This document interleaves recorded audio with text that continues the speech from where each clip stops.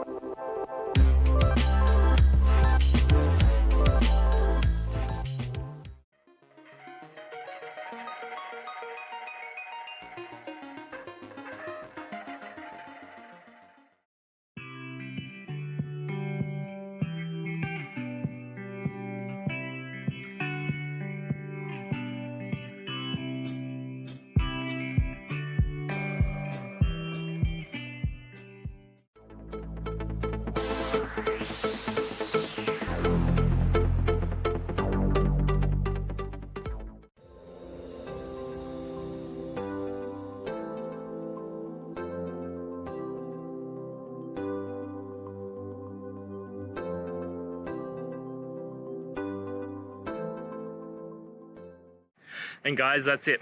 I hope this video has helped you and get you through to that resolution you needed. If it did, please, I'd appreciate it if you hit subscribe. Now, until the next time that you need technical help, I hope you have a good one. Cheers.